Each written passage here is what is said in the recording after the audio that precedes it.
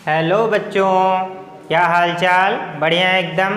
तो आज है हमारा इलेक्ट्रिक पोटेंशियल एंड कैपेसिटेंस का लेक्चर नंबर 2 और आज हम बात करेंगे वैद्युत द्विध्रुव के अक्षीय तथा निरक्षीय स्थिति पर वैद्युत विभव।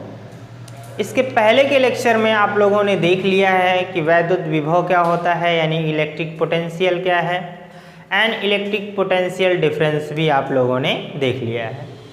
और एक चीज़ आपने देखा, किसी पॉइंट चार्ज यानी एक बिंदु आवेश के कारण किसी बिंदु पर वैद्युत विभव की गणना करना, एक पॉइंट चार्ज के कारण आप लोगों ने देखा। और अब हम देखेंगे दो चार्ज के द्वारा, ठीक है। और दो चार्ज कहाँ पर होते हैं? द्विध्रुव में, ठीक है, जहाँ पर वैद्युत द्विध्रुव होता है, आप लोगों ने पढ़ा है। हालांकि ये बहुत ज़्यादा कठिन नहीं है, क्योंकि हम पहले चैप्टर में भी अक्षीय और निरक्षीय स्थितियों की गणना की है, फिर भी इस चैप्टर में भी है, इसलिए इसे हमें बताना ज़रूरी है। तो देखते हैं, वीडियो को ज़्यादा देर ना करते हुए शुरू करते हैं। इसमें हमारा होगा पहला पॉइंट, वैद्युत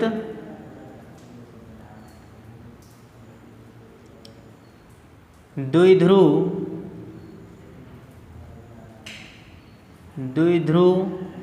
की अक्षीय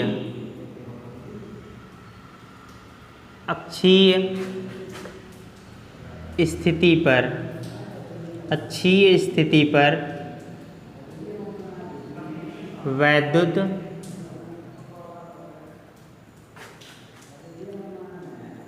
विभव।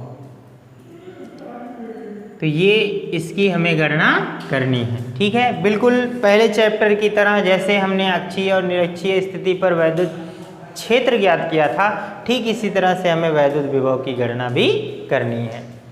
तो देखते हैं, सबसे पहले हमें क्या करना होगा, एक वैद्युत द्विध्रुव बनाना होगा, ठीक है। आप समझते हैं वैद्युत द्विध्रुव क्या होता है? जब दो समान परंतु विपरीत, ठीक है, जब दो समान परिमाण के परंतु विपरीत आवेश एक दूसरे से अल्प दूरी पर रखे होते हैं, तो ऐसे निकाय को हम क्या कहते हैं? वैद्युत द्विध्रुव कहते हैं। तो सबसे पहले हम यहाँ पर एक वैद्युत द्विध्रुव का निर्माण करते हैं, यानी दो पॉइंट चार्ज ले रहे हैं हम यहाँ पर, ठीक है। दो बिंदु आवेश हमने लिया और इनको मिला दिया। मान लेते हैं इन दोनों आवेशों के बीच की जो दूरी है वो यहाँ पर क्या है? 2a है। पिछली बार हमने 2l माना था और यहाँ पर NCERT के अकॉर्डिंग हम मान ले रहे हैं 2a, और इसका जो मध्य बिंदु है वो उसे मान ले रहे हैं O। मान लेते हैं ये जो चार्ज है वो -q है, ठीक है, ये -q चार्ज है। और यहाँ पर ये जो है ये +q चार्ज है, ठीक। अब सपोज ये -q जो चार्ज है वो A बिंदु पर है और +q चार्ज जो है वो क्या है? B बिंदु पर है। अब अक्षीय स्थिति, दोनों बिंदु आवेशों को मिलाने वाली जो सीधी रेखा होती है वही क्या कहलाएगा? इसका अक्ष कहलाएगा। चाहे आप इधर भी बढ़ा लीजिए, चाहे तो इधर बढ़ा लीजिए। सपोज हम इधर एक अक्षीय स्थिति ले रहे हैं, इसका इधर अक्ष ले रहे हैं और इसकी अक्षीय स्थिति पर यहाँ पर एक बिंदु मान लिया हमने P ले लिया, जहाँ पर वैद्युत विभव की गणना करनी है। अब मान लेते हैं कि इस वैद्युत द्विध्रुव के मध्य बिंदु से, ठीक है, इस वैद्युत द्विध्रुव के मध्य बिंदु से इस बिंदु P की जो दूरी है वो क्या है? R है। ये ले रहे हैं। अब ये 2a जो दूरी है, इसको अगर आधा आधा मध्य बिंदु पर है, आधा आधा करेंगे तो ये दूरी a हो जाएगी और इधर भी क्या हो जाएगा? a हो जाएगा, ठीक है। अब अगर सिर्फ इतनी दूरी लेनी हो, B से लेकर P तक की दूरी हमें गणना करनी हो, तो क्या करेंगे? देखिए, यहाँ से लेकर यहाँ तक की, B से लेकर P तक की दूरी अगर जानना हो तो यहाँ पर क्या आ जाएगा आपका? देखिए, इसके मध्य बिंदु से इतनी दूरी में से अगर इतनी दूरी को कट कर लें तो यही दूरी बचेगी। तो यहाँ पर क्या हो जाएगा? यहाँ से लेकर यहाँ तक की जो दूरी होगी वो क्या हो जाएगी, r माइनस ए हो जाएगा। क्या हो जाएगा, r माइनस ए हो जाएगा। ठीक इसी तरह से अगर a पॉइंट से इस P बिंदु की दूरी अगर हम पता करना चाहें तो क्या हो जाएगा, देखिए इसके मध्य बिंदु से लेकर यहाँ तक की जो दूरी है वो r है, ठीक है।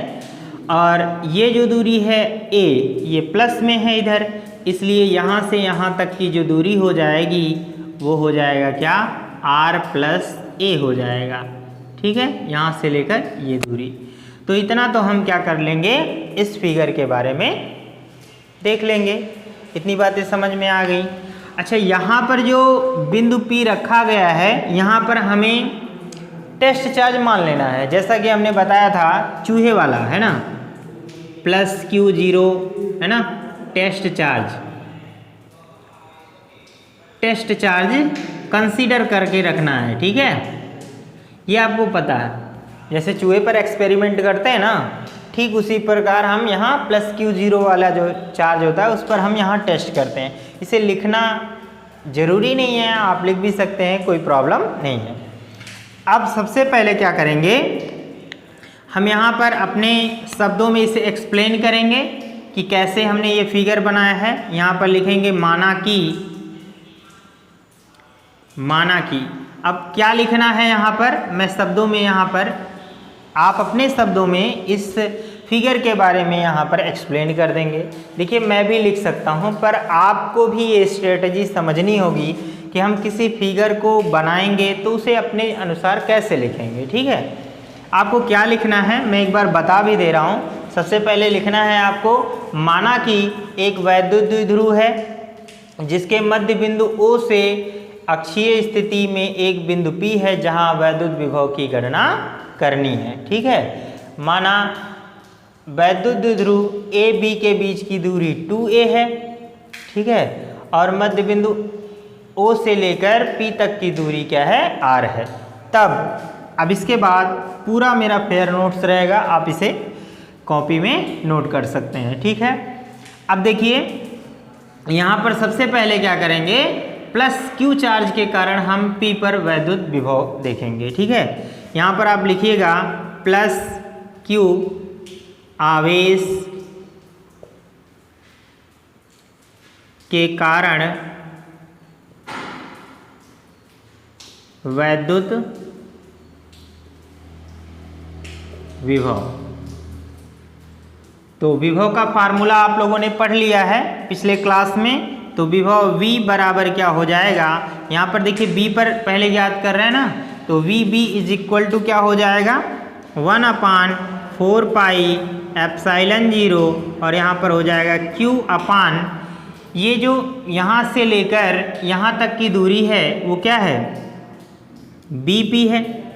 अब ये जो दूरी है वो यहाँ पर आपको दिख रहा है r माइनस क्या है, a के बराबर है। तो यहाँ से आप चाहे तो BP लिखें या फिर नहीं रहने देते हैं, ऐसे ही लिख लें, r माइनस क्या हो जाएगा, a। आप इसे लिख लीजिए, इक्वेशन नंबर क्या, फर्स्ट हो जाएगा। इसी तरह से हम लिखेंगे माइनस Q आवेश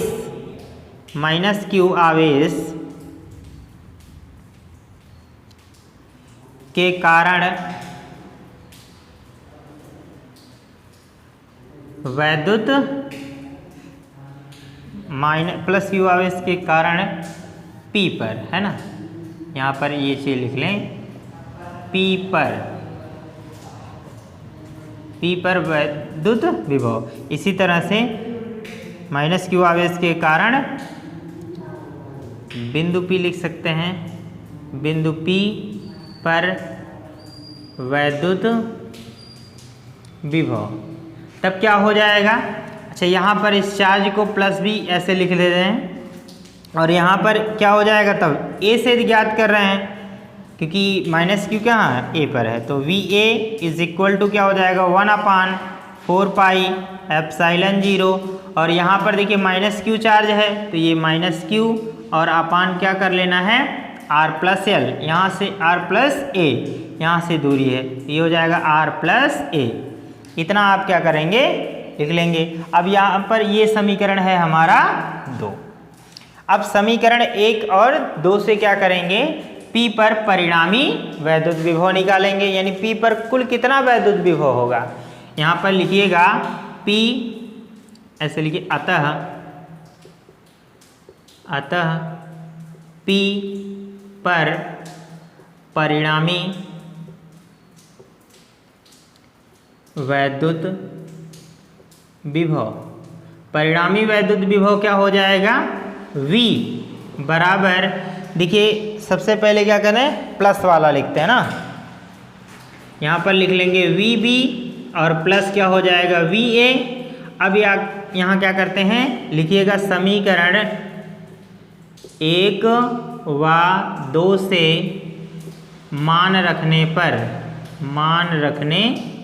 पर, तो जब मान रखेंगे तो क्या हो जाएगा, तो V is equal to VB की वैल्यू कितनी है, फर्स्ट में यहाँ पर हमको ये लिखना है 1/4 पाई एप्सिलॉन 0 प्लस Q अपान क्या हो जाएगा R माइनस A।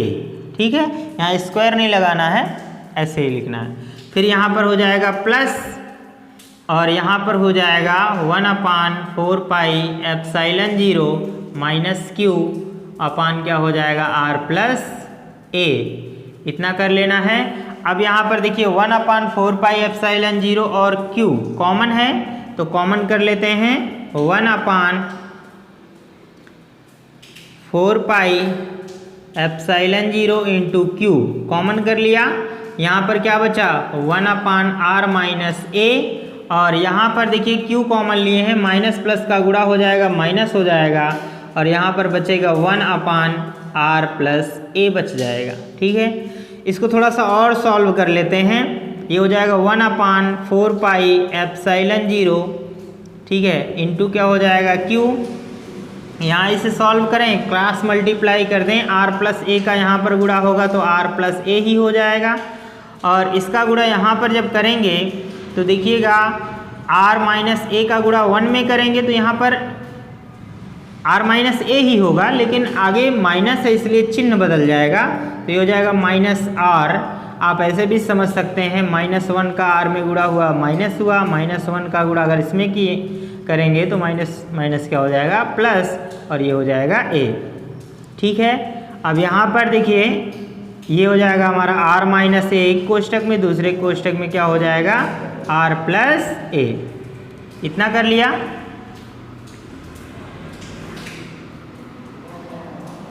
ठीक है, अब देखिए यहाँ से R कैंसिल आउट हो जाएगा, A और A को जोड़ेंगे तो 2A हो जाएगा, और बाहर जब मल्टीप्लाई कर देंगे तो ये हो जाएगा आपका 2A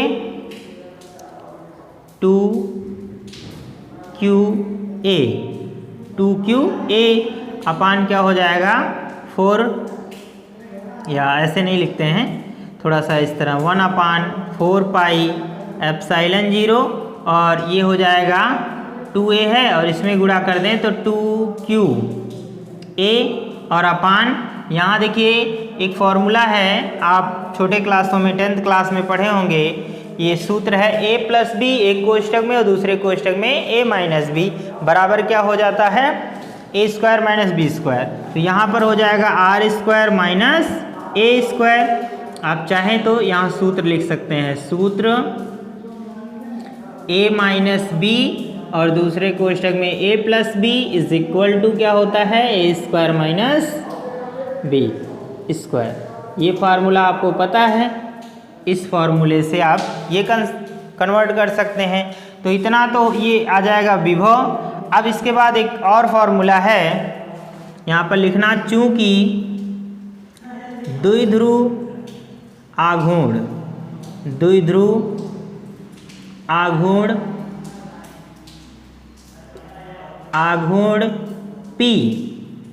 P बराबर होता है 2QA। देखिए ये जो दूरी है कहीं कहीं L भी लिखा रहेगा तो आप कंफ्यूज नहीं होइएगा, ठीक है। तो इस 2QA की जगह पे हम ये P लिख सकते हैं, तो विभव ये V बराबर क्या हो जाएगा हमारा 1/4 पाई एप्सिलॉन 0, तो यहाँ पर हो जाएगा P अपान ये हो जाएगा हमारा R square minus A square. ठीक है, ये हमारा फाइनल इक्वेशन है ये सूत्र है, ठीक है। लेकिन इसमें कुछ और विशेष स्थितियां हम अगर लें तो क्या होगा, ठीक है। यदि और विशेष स्थितियां ले रहे हैं तो यहाँ पर लिखना, यदि यहाँ पर a जो है वो r से छोटा है, ठीक है। यहाँ पर लिखना यदि r ग्रेटर देन a तो क्या हो जाएगा, r square more greater than a, ठीक है। मतलब बहुत ज़्यादा बड़ा हो जाएगा, ठीक। a स्क्वायर से, सॉरी यहाँ पर a स्क्वायर से बहुत बड़ा होगा, क्योंकि a जो है a स्क्वायर वो बहुत छोटा है ना। कैसे हुआ इसको समझिए। हम जानते हैं वैद्युत द्विध्रुव में दोनों आवेश अल्प दूरी पर होते हैं ना, तो ये 2a दूरी अल्प है, और अगर ये इसका आधा हो रहा है तो ये और भी अल्प हो जाता है ना। जब और ज़्यादा कम हो जाएगा तो इस स्थिति में ये a का मान कम है और इसका स्क्वायर करें तो ये और भी कम हो जाएगा। इस बात को अगर समझना चाहें तो हम कैसे समझ सकते हैं। आप सोचिए कि यदि आपको एक छोटा सा कोई अंक दे दिया जाए 0.1, ये बहुत छोटा सा अंक है। अब मैं कहूँ कि आप इसका स्क्वायर कर दीजिए तो ये हो जाएगा 0.1 गुणे 0.1, और अब आप इसका गुणा करेंगे तो एक एक में क्या होगा 1, और अब यहाँ एक अंक पे यहाँ, एक अंक पे यहाँ, तो 2 अंक पे दशमलव हमें लगाना पड़ेगा ना। अब आप बताइए कि ये वाला अंक बड़ा है पहले से कि ये बड़ा है, ठीक है। तो आप ऑब्वियसली कहेंगे कि ये वाला बड़ा है, ये छोटा हो गया, और है ना। इसीलिए किसी भी छोटे अंक का यदि हम वर्ग करें तो वो और भी छोटा हो जाता है, ठीक। तो a स्क्वायर और भी छोटा हो जाएगा, तब आप उसे हम नगण्य मान सकते हैं। तो यहाँ पर हो जाएगा v = 1/4 पाई एप्सिलॉन 0, और यहाँ पर हो जाएगा p अपान, यहाँ पर केवल क्या आ जाएगा r स्क्वायर, क्या आ जाएगा r स्क्वायर। तो ये हमारा फाइनल इक्वेशन हो जाएगा अक्षीय स्थिति में वैद्युत द्विध्रुव की गणना करना, ठीक है। आप इसका एक स्क्रीनशॉट ले सकते हैं, फिर हम आगे कंटिन्यू करते हैं। हमारा नेक्स्ट टॉपिक है वैद्युत द्विध्रुव की निरक्षीय स्थिति पर वैद्युत विभव। तो इसकी गणना करेंगे तो सबसे पहले यहाँ पर क्या करें, एक वैद्युत द्विध्रुव बना लें। यहाँ पर मान लीजिए हमारे पास ये एक चार्ज है A पॉइंट पर और दूसरा B पॉइंट पर है। ये मान लीजिए -q चार्ज है और ये मान लेते हैं हमारा +q चार्ज है। इन दोनों के बीच की दूरी आपको पता है कि हमें 2a लेना है, और इसका मध्य बिंदु मान ले रहे हैं O, और इसके मध्य बिंदु से मतलब अक्षीय स्थिति तो ये दूरियां होती हैं ना। इन दोनों आवेशों को मिलाने वाली रेखा को आगे पीछे बढ़ाएं तो इस स्थिति को अक्षीय स्थिति कहते हैं। अब इसके ऊपर यानी अगल बगल कहीं पर भी इस रेखा के से दूर कहीं पर भी मानेंगे तो निरक्षीय होगा, यानी अक्षीय अक्ष से दूर। तो यहाँ पर इस O मध्य बिंदु O के लंबवत यहाँ पर हमने एक बिंदु कंसीडर कर लिया P। अब की बार हम यहाँ पर बिंदु P मान रहे हैं, ठीक है। तो ये बिंदु P मान लिया और P को A से मिला दिया और P को B से भी मिला दिया, P को A से तथा B से मिला दिया। और यहाँ पर ये जो P बिंदु की जो दूरी है वो O बिंदु से कितनी है, R है, ठीक है। अब ये इसके क्या है, लंबवत है, लंबवत है, ठीक। यहाँ पर रख लेंगे। तो इतनी बातें समझ गए होंगे। और ये दूरी आधा जो होगा वो A हो जाएगा, और यहाँ से O बिंदु से ये O पॉइंट है, O से P की जो दूरी है वो कितनी है, R है। और ये दूरी जो है ये भी हमारा क्या हो जाएगा, A ही होगा, आधा, इतना आ जाएगा। अब इसके बाद हम क्या करते हैं, सबसे पहले की तरह लिखते हैं कि माना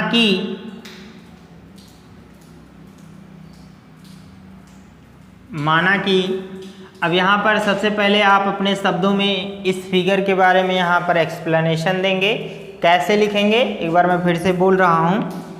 देखिए, पहले की तरह लिखना है, माना एक वैद्युत द्विध्रुव है, जिसके मध्य बिंदु O के लंबवत निरक्षीय स्थिति में एक बिंदु P है जहां पर वैद्युत द्विध्रुव की गणना करनी है। ठीक है, माना O से P की दूरी क्या है, R है।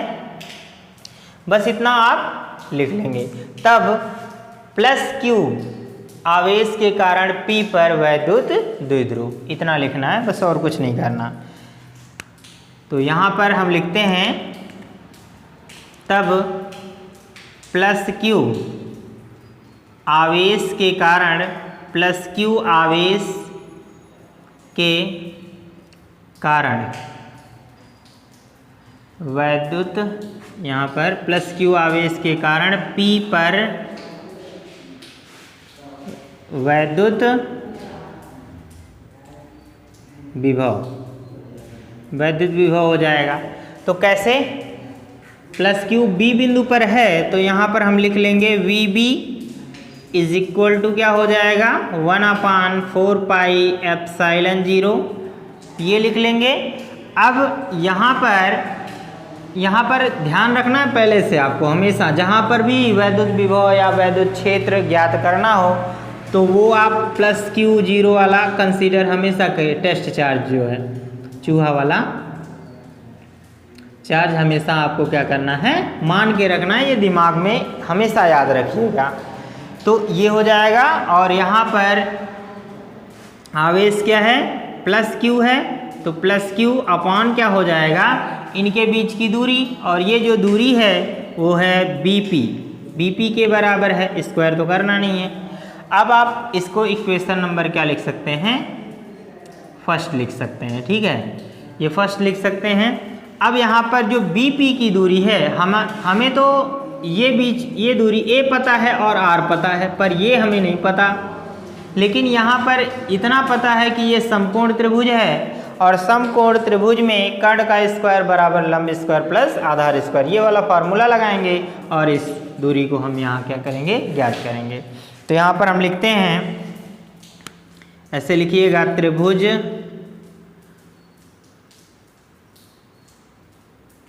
OBP,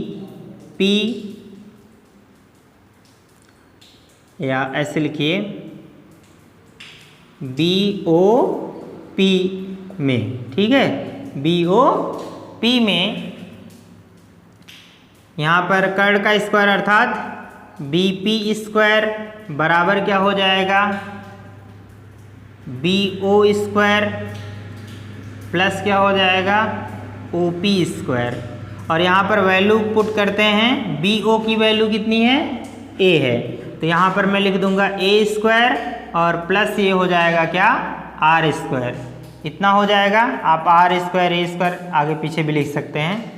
तो यहाँ पर देखिए BP की वैल्यू अगर ज्ञात करें, स्क्वायर हटा दें तो क्या हो जाएगा, क्योंकि यहाँ पर स्क्वायर है नहीं तो यहाँ पर आ जाएगा, ये रूट में हो जाएगा, रूट में आ जाएगा क्या, R square plus A square, ऐसा लिख सकते हैं। ठीक, तो यहाँ पर लिखिएगा समीकरण 1 से, समीकरण 1 से।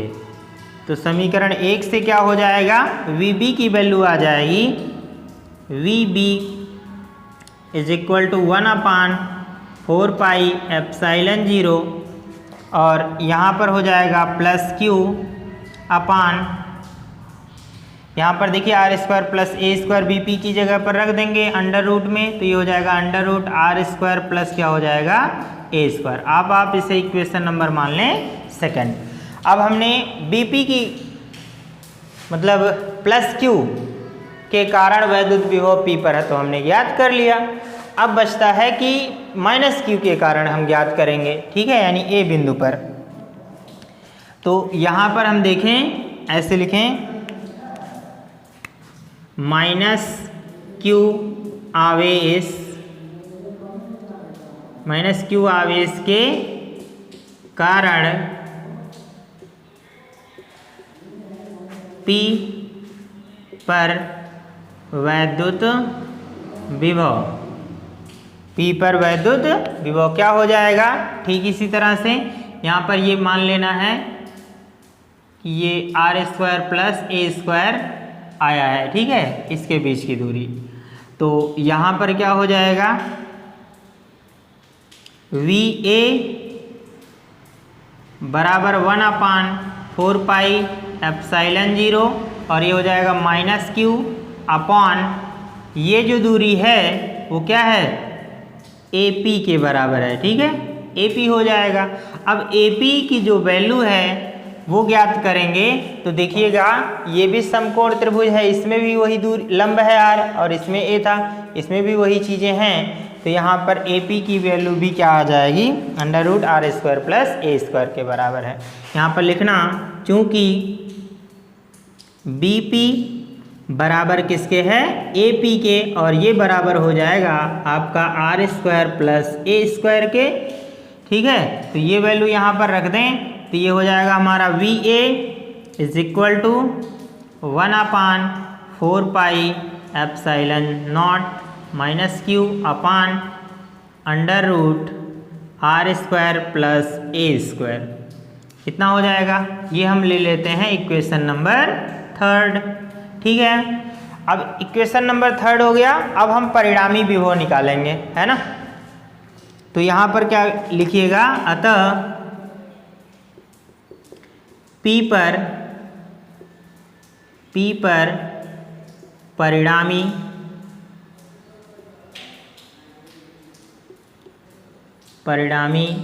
वैद्युत विभव, परिणामी वैद्युत विभव क्या हो जाएगा, V इक्वल टू, अब देखिए प्लस वाला पहले लिख लें हम, VB और प्लस क्या हो जाएगा VA, ऐसा लिखेंगे। और यहाँ पर हम VB की वैल्यू लाकर रख देते हैं, वैल्यू पुट करेंगे तो ये हमारा हो जाएगा 1/4 पाई एप्सिलॉन नॉट और यहाँ पर हो जाएगा +q अपॉन हो जाएगा √R² प्लस A²। ये हो गया। अब इसके बाद देखिएगा ये हमारा है प्लस, फिर उसके बाद 1/4 पाई एप्सिलॉन नॉट और ये हो जाएगा -q अपान ये √R² प्लस A² हो जाएगा, ठीक है। इसे थोड़ा सा और सॉल्व कर लें तो यहाँ पर ध्यान दीजिएगा क्या होगा, यहाँ पर देखिए ये माइनस प्लस का गुणा होगा, माइनस हो जाएगा। तो यहाँ पर हम इसे लिख सकते हैं क्या, V is equal to 1/4 pi epsilon naught और ये प्लस है तो प्लस को शो करना ज़रूरी नहीं है, तो ये हो जाएगा Q और ये हो जाएगा √R² प्लस A²। ठीक इसी तरह से हो जाएगा ये -1/4 पाई एप्सिलॉन नॉट और यहाँ हो जाएगा Q upon √R² plus A²। इतना हो गया। अब यहाँ पर देखिएगा कि दोनों ही क्वांटिटी क्या है, बराबर सेम चीज़ें हैं और माइनस के साथ हैं, तो यहाँ पर क्या हो जाएगा, ये इससे कट जाएगा पूरा पद। तो यहाँ पर आ जाएगा आपका क्या, V इज इक्वल टू 0। इस तरह से आप इसकी गणना कर सकते हैं। यानी निरक्षीय स्थिति पर, वैद्युत द्विध्रुव के निरक्षीय स्थिति पर जो वैद्युत विभव होता है वो क्या होता है, शून्य होता है। किसी भी बिंदु पर आप निरक्षीय स्थिति पर कहीं पर भी देखेंगे तो क्या होगा, शून्य हो जाएगा, ठीक है, इसके लंबवत। तो इस तरह से हम अपने इस वीडियो में अक्षीय और निरक्षीय स्थिति को कवर किए हैं। यानी वैद्युत विभव यानी इलेक्ट्रिक पोटेंशियल का ये पार्ट होता है समाप्त। अगले वीडियो में हम कैपेसिटेंस की बात करेंगे, यानी धारिता की बात करेंगे, ठीक है। यदि वीडियो पसंद आया हो तो इसे लाइक और शेयर ज़रूर करिए। यदि हमारे नए व्यूवर हैं तो चैनल को सब्सक्राइब कर दें ताकि हमारे आने वाली नई वीडियो की नोटिफिकेशन आपको सबसे पहले मिल जाए। Thanks for watching this video.